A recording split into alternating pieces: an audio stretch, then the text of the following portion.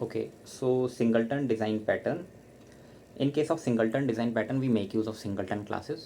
तो singleton class होती क्या है? So singleton class is a class in which only one instance is allowed per class, and that instance is shared throughout the application, and that instance is created by the class itself and is provided by the class itself.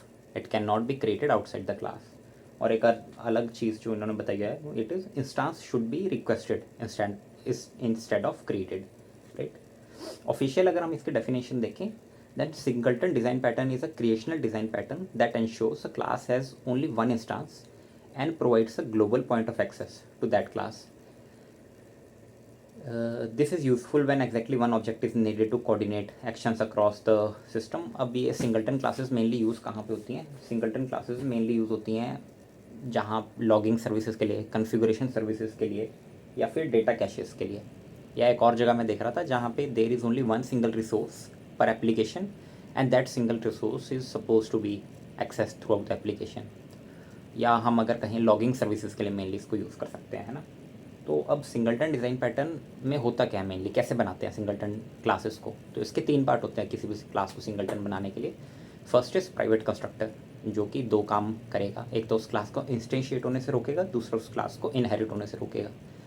Secondly, आपको दो objects बनाने होते हैं, private static object बनाने होते हैं दो. First one is private static class type का ऑब्जेक्ट, दूसरा होता है प्राइवेट स्टैटिक ऑब्जेक्ट टाइप का ऑब्जेक्ट. ये जो ऑब्जेक्ट टाइप का ऑब्जेक्ट है, ये डबल चेक लॉकिंग के लिए यूज़ होता है. मल्टी थ्रेडेड एनवायरनमेंट में मल्टीपल ऑब्जेक्ट्स ना बने, उस केस में इंश्योर करने के लिए कि एक क्लास में even if multi threaded environment है, उस केस में भी सिर्फ एक ही ऑब्जेक्ट बन रहा है. दूसरा थ्रेड तब तक इंस्टांस क्रिएट नहीं कर पा रहा जब तक फर्स्ट जो थ्रेड है वो एग्जीक्यूट नहीं होता और वो अपना इंस्टांस क्रिएट नहीं कर देता. तीसरा होता है ग्लोबल पॉइंट ऑफ एक्सेस. ये एक फंक्शन होता है जो कि रिटर्न करता है इंस्टांस ऑफ दैट क्लास को, राइट. अब ये दो काम करता है ग्लोबल पॉइंट ऑफ एक्सेस जो है, ये दो काम करता है ये function. First one is it do lazy instantiation, and secondly it do double check locking. So lazy instantiation is a process of returning object only when it is required, या creating object only when it is required, ठीक है. तो और double check locking तो मैंने आपको बता ही दिया, ठीक है.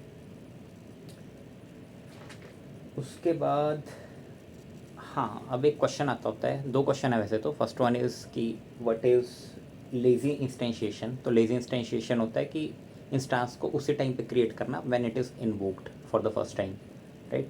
जब तक वो ऑब्जेक्ट कॉल नहीं हो रहा है या इन्वोक नहीं हो रहा है, उस टाइम तक उस ऑब्जेक्ट को ना बनाना, it is known as lazy इंस्टेंशिएशन.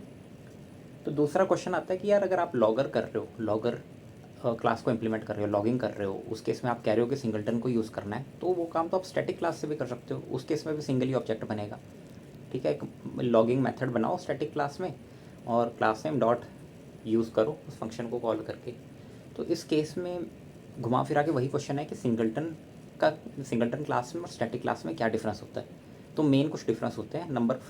Number one differences कि जो सिंगलटन क्लासेस होती हैं they allow lazy instantiation, whereas static class does not allow lazy इंस्टेंशिएशन.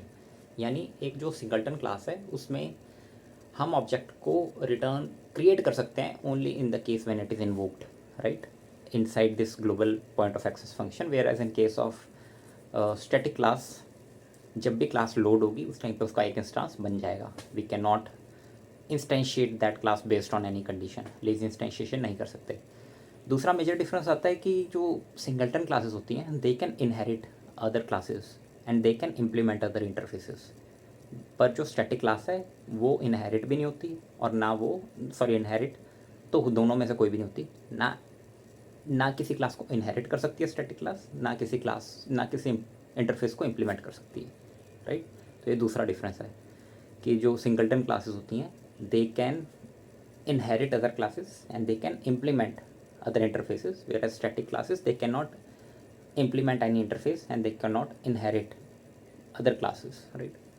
तीसरा होता है कि ASP.NET Core फ्रेमवर्क में there is built in support to register the services with the help of add singleton method. तो वो built in support provide करता है singleton classes को रजिस्टर करने के लिए .NET Core framework, whereas it is not allowed in case of static classes. Static classes के case में ASP.NET कोर कोई बिल्ट इन सर्विस प्रोवाइड नहीं करता उन क्लासेस को रजिस्टर करने के लिए, राइट। तो इसके बाद मेन आता है कि ठीक है सिंगलटन क्लासेस हैं, आप इसको प्रैक्टिकली कैसे इंप्लीमेंट करोगे किसी प्रोजेक्ट में। सपोज़ आपको किसी सिंगलटन क्लास को इंप्लीमेंट करना है अपने प्रोजेक्ट में, कैसे करोगे, क्या प्रैक्टिकल एग्जांपल है। तो प्रैक्टिकल एग्जांपल आप दे सकते हो लॉगिंग के लिए, कि हम एक लॉगर क्लास को इंप्लीमेंट कर सकते हैं। तो उस केस में क्या करोगे, आप एक क्लास लोगे लॉगर, उस क्लास के 3 पार्ट बनाओगे।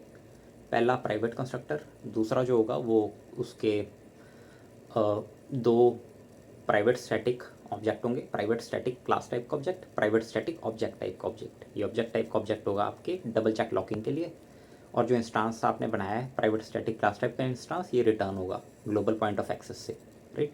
तीसरा होगा आपका फंक्शन जो कि है ग्लोबल पॉइंट ऑफ एक्सेस। ये जो ग्लोबल पॉइंट ऑफ एक्सेस है ये 2 काम करेगा, डबल चेक लॉकिंग करेगा, और उसके बाद based on double check locking ये लेज़ी इंस्टेंशिएशन करेगा। तो कैसे होती है double check locking and lazy instantiation. If instance, सबसे पहले तो फंक्शन जो भी है ना, आपका ग्लोबल पॉइंट ऑफ एक्सेस है, लाइक पब्लिक स्टैटिक, अच्छा ये फंक्शन स्टैटिक होगा, global point of access static होगा, right. Public static function, for example इसका नाम है fxn, then it would be parameterless, right. उसके बाद अंदर आप चेक करोगे कि इंस्टांस नल है कि नहीं। If instance is equal to null, ठीक है नल है तो अंदर जाए लूप में, देन लॉक ऑब्जेक्ट जो आपने ऑब्जेक्ट बनाया था प्राइवेट, उसके बाद अंदर जाए एक बार फिर से चेक करें if instance is equal to null, हाँ नल है, अब जाके वो इंस्टांस को इनिशियलाइज कर दे, instance is equal to new class name करके। तो ये होती है लेज़ी इंस्टेंशिएशन, और लेज़ी इंस्टेंशिएशन से पहले हो रही है आपके आप डबल चेक लॉकिंग, राइट। उसके बाद ये क्लास जो है लॉगर क्लास, इसका अपना फंक्शन हो सकता है जो कि लॉगिंग के लिए यूज़ होगा, like public void log method, parameter उसका होगा string message. Inside this method आप अपना लॉगिंग का काम कर लो, कंसोल डॉट राइट लाइन जो भी आपने लॉग करना है, किसी भी नोटपैड फाइल में आपने लॉग करना है। तो ये आपकी लॉगर क्लास बन गई, लॉगर सिंगलटन क्लास बन गई। अब इसको कैसे करेंगे एक्सेस। सपोज़ होम कंट्रोलर है, होम कंट्रोलर के अंदर अब आप कैसे करोगे लॉग अपने मैसेजेस को, एरर्स को, यूजिंग दिस लॉग मेथड जो कि आपके सिंगलटन क्लास में।